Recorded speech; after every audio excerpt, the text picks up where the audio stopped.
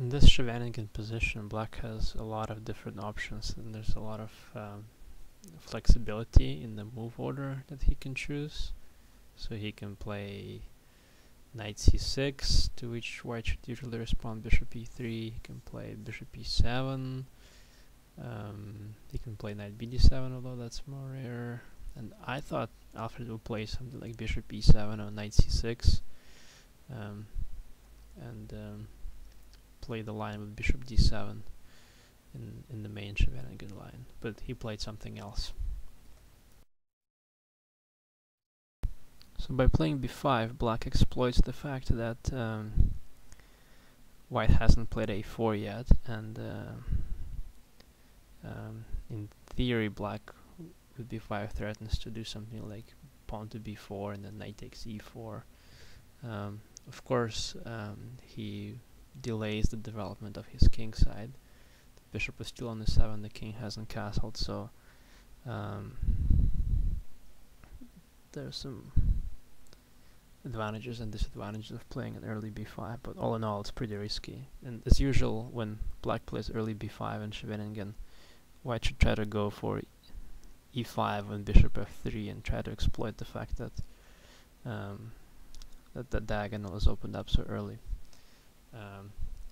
And it wasn't something I expected Alfred to play in this game, but fortunately I had some previous experience in this line just half a year ago, so I was fairly glad that he played b5.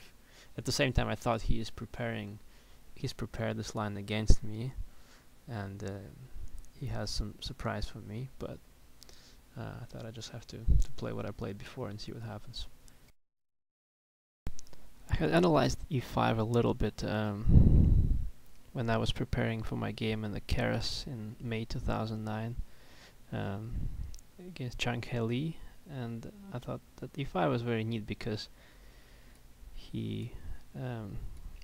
black can't really take on e5 with the queen. There's some nice lines where white just gets all the pieces out and gets really great compensation for that pawn on e5. But even if black defends fairly accurately, there's still a lot of initiative that white has.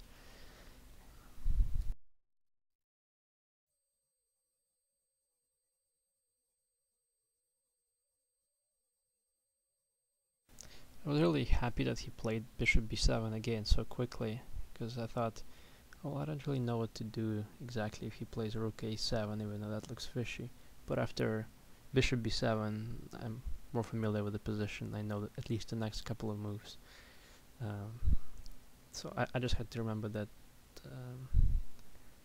I should take on b7 immediately and then play queen h5, hitting f7, and that's what I did.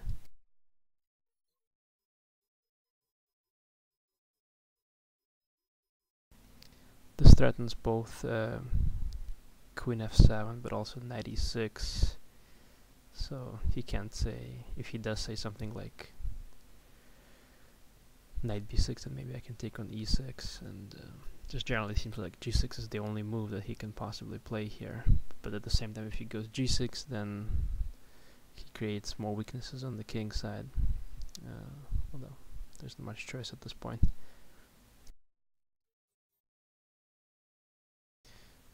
The reason why I thought queen h4 is a better square for the queen, well, first of all, I thought this is what has been played in many games, and that's true. But also, it's on one hand, it's important to protect the knight on d4 in case black goes bishop c5. On the other hand, I don't really need to worry about protecting e5 here too much, because say if he goes knight e5, then I could play queen f6 and win a piece. So he can't really take on e5. In addition to protecting the knight on d4 from h4, the queen is also covering the e4 square, and this is really the main idea for me here, to play knight e4, and from there knight can go to g5, to d6, to f6, all these weaknesses really becoming noticeable once I play knight e4.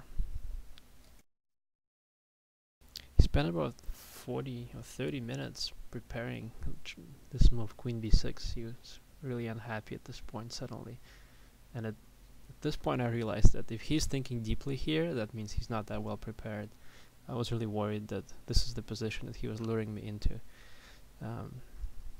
after queen h4. But the fact that he was thinking for such a long time made me realize that I probably am more familiar with this position than he is, and that made me feel kind of happier. Queen b6 isn't very good because the queen just gets under more attack from the white pieces. It's black's king side is still staying undeveloped, so it's not really solving the opening problems too well for black. So I play bishop e3. It's a pretty logical move. Hits the queen potentially with some discovered attack, and gets the piece out. So now I can play something like rook e1 or rook d1, and now I have all my pieces in the game, which is pretty nice. It does give him some extra options with something like bishop c5 or knight c6. I was a little bit concerned about that, but all in all, I always have a bailout. I thought I could always play knight d2, e2, and play c3, so even if the pin on the diagonal becomes annoying, I can still kind of handle it.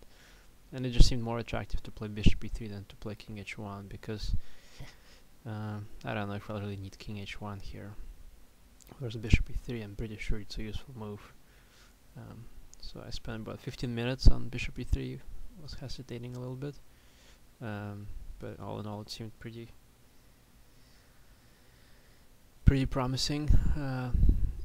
I did think that he might play bishop c5 already at this point, and I think I already had some stuff prepared like b4 and knight e4, but I hadn't really decided yet which move I want to play here.